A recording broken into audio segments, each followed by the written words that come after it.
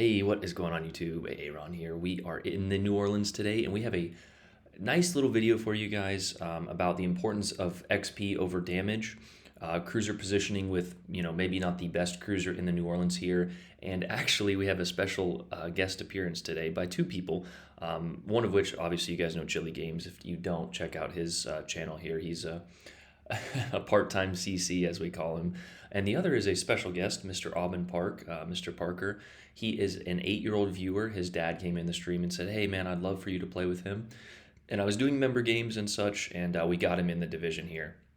I didn't know how old he was until he started talking, and I was like, "How old are you? If you mind me asking." And his father actually said, I'd love for you to put him in a video." So we actually get a great XP score in this game, and I want to highlight a few things, mainly the fact that an 8-year-old knows how to play this game better than the majority of the player base.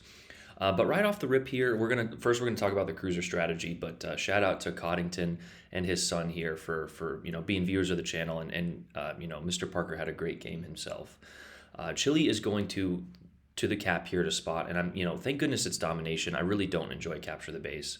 I hate capture the base, mainly because on this map here, neighbors, this island can make or break you. But with the domination point here, it allows us to take this island and utilize this cover. As you can see, these ships are going over here, and in a ship like the New Orleans, you definitely want to do that. The Baltimore benefits from 27mm plating, which can bounce 15-inch guns. The Baltimore also is just a little bit tankier in terms of health and just overall armor.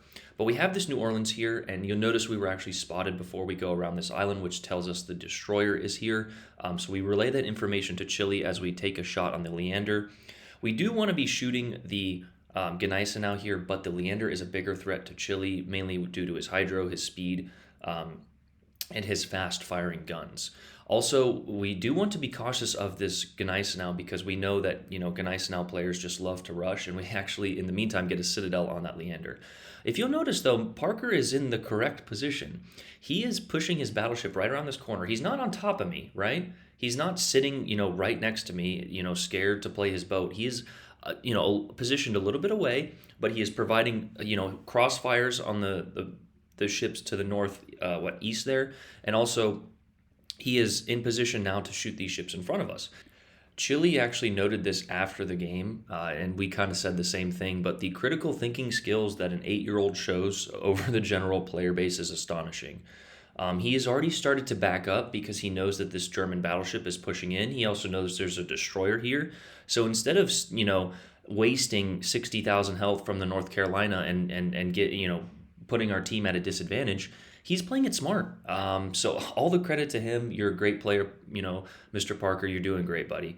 But this Gade over here is shooting, so we're going to try and take a few shots at him if we can, but I realize he's going to go behind the island. I'm also checking to my right. A lot of people ask why I use the overview camera, and it is for that exact reason. If there is a battleship to my right here, I'm basically out of luck. The only play I would have would be to get to this island here, but there is no battleship to my right, so I can back up. But Parker, like you said, he's already backing up. He's removing distance between him and the Gneisenau. And we're also, in the back of our head, we're trying to break the torpedoes of the Gneisenau, and you will see me target those a little bit later. We're also going to try and provide support to Chile. Now, Chile is one of the best players in the game, if we're being honest, and he is not going to, lose this fight to the Gade here. You can already see he's in a kiting position with the Benham. He is throwing zoning torps, but we're going to go ahead and help him out, keeping the principles of cruiser play in mind, which is shooting at destroyers and supporting your other surface ships. But we're also going to remove the angle here. We're going to make it to where the Gneisenau has to choose who he wants to target, and in the meantime, also target his torpedo tubes, as we just mentioned. So we go ahead and switch to the HE. The AP on the New Orleans is insanely deadly. But you'll see he's turning to the right here, so we're going to target those, aim towards the middle, and we actually get him, but he launches them, just beforehand. But that sort of launch, at the very most, would hit maybe 2.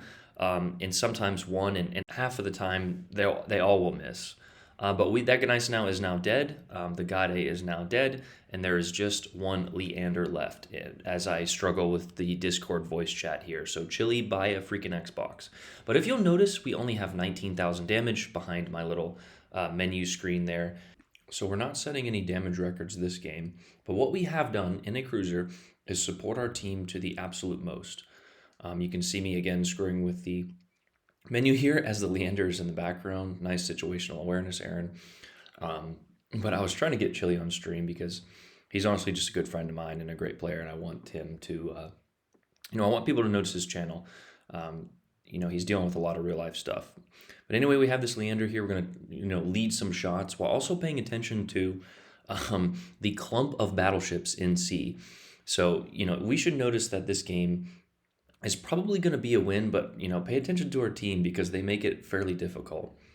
But anyway, we're still messing with the menu here at, taking shots on the Leander with our 11-second reload. But we are now back in the party and almost take a torp.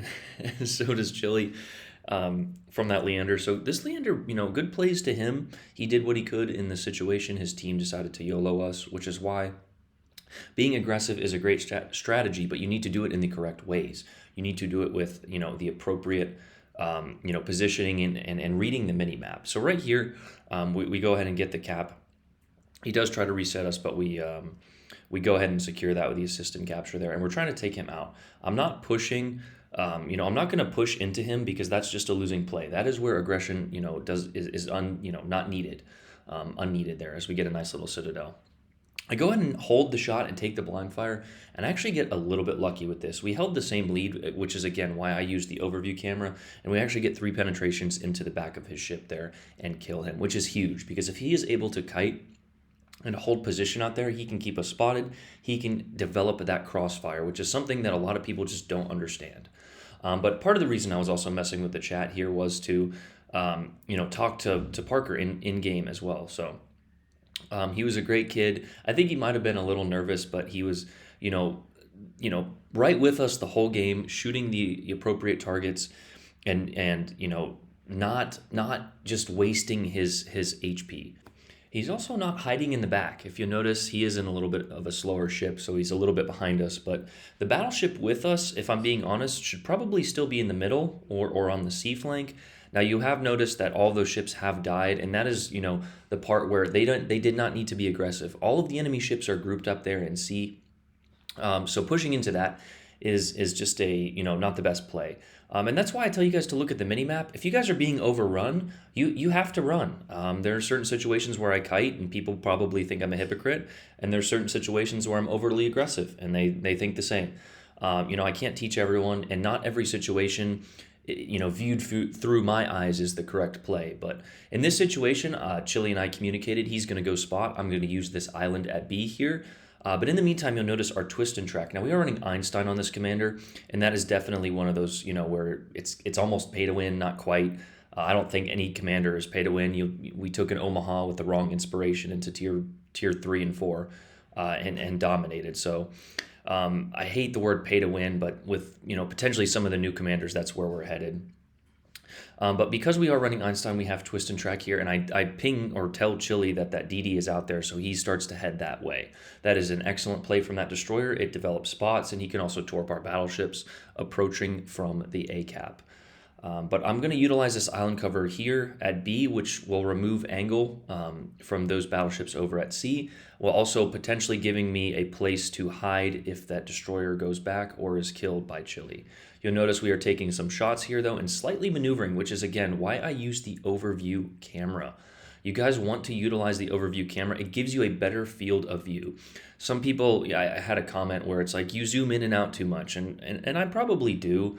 But the reason I do that in part is one, it's a habit, but two, I'm utilizing that overview camera almost on every shot, especially in a cruiser, because regardless of conspiracy theory or RNG, it only takes 1 or 2 shots from a battle, well-placed shots from a battleship to end your existence. If you are not paying attention, you sit broadside, which is why I use overview camera and I don't necessarily rely on rudder. I think positioning, using your rudder to get out of a bad position is not the best play. In certain circumstances, it's all you can do. And for certain ships like the Amalfi and Italians and potentially French and Japanese, it is kind of how they play. But for other ships, just to slap a rudder on there, I don't think is the best play style in my opinion. Which is why I try to preach position and reading the game before it gets to kiting or utilizing your rudder. But here we're kind of backing into this island. We don't have the best angle here. These islands are kind of high, so what I'm going to do is create more distance while trying to shoot any available target. If you'll notice, besides this Mutsu, which just took a torp here from our other DD, most of those battleships are full health. So, it usually comes down to this, and without this division, honestly, we probably would have lost. We all know that Chile and me in a division is pretty overpowered, but I'm literally playing with an 8-year-old in my division. So, just communicating and understanding the game at the very least is crucial to wins and to, having a better experience in this game. Now, this is potentially not the best spot, but if you'll notice, Ob has taken over in front here as a battleship should, but he's not overextending. The ability that this kid is showing to critically think is phenomenal. I mean, he's going to be a rocket scientist, seriously. We get a few good hits on the Mutsu there as our DD does a fantastic job of going the opposite way that Chile went. So now we have these battleships in a torpedo vortex. And in this situation, they were overly aggressive. Now, I think this Hood realizes what's going on, but at this point in the game, it's too late. Their destroyer went down, and they have now funneled themselves into a crossfire. So the game is won in these last 2 minutes here. The end of this game could have gone either way. And like we mentioned at the beginning, we don't get the most damage, but we're utilizing island cover. We're actually undetected now and dishing out damage while getting defends and caps. And that is your job in a cruiser, and the XP result shows it. So there's not that much more in this game. I just wanted to give you guys a game in the New Orleans while talking a little bit about strategy without a Kraken, a high caliber, a Confederate, any sort of clickbait medals. Now, I'm obviously going to clickbait. I'm playing with an 8-year-old because this kid is awesome, number one, and his dad said I could, number two. So this was also unscripted. I didn't know how old he was. He just said, hey, my son wants to play with you. I was like, sure, man. I'm doing member games and stuff, which is honestly, I've been having a lot more fun doing that. Playing with you guys is even though we, Sean and Podge and I had a tough loss last night, it's still fun. I enjoy those a little bit more. But yeah, that is pretty much the video, guys. Here, I'm gonna go ahead and skip to the end here as we get a few shots on different ships. But shout out to Parker and his dad, and to Chile, of course, for joining me in this game. So, paying attention to your positioning, playing with friends, and playing your role. Like we mentioned, Parker knew his role, to the T. He's meant to tank damage. He's meant to dish out damage. Chile went and spotted. I DPM'd. And supported as needed. So if you just try and play as a team player and think about what your team needs and also reading the mini map, you will enjoy this game a lot more. Now, we all know that throws are going to happen, especially in a solo. In solo at last night, I had a battleship just completely leave me in the opening minute. I'm like, what are you doing? What? Where's your thought process? Like, this kid has a better thought process than 90% of the player base. It's astonishing. I'm going to go ahead and link the in-game stream audio just because it was a really funny moment and a good time. But if you've made it this far in the video, thanks for watching. Go ahead and throw the video a like. Comment down below what you think of an 8-year-old being better than you at the game. But yeah, here we go. So thanks for watching, guys. Take it easy. Peace. I played with 2 8-year-olds. One of them is actually 8. The other one is Chile Games. I didn't get any of these permanent fires. I probably could have had a high caliber, but GG's. You can do it for me? No, dude, I'm just teasing. But I probably did decent. Yeah, I did decent in terms of XP, dude. An 8-year-old is playing better than half of you fuckers in chat, all right? Sorry, don't listen to that. Don't listen to that, sorry. I just said that. I know he's listening, damn it. Don't say those words. But GG's. Hold on, let me get back.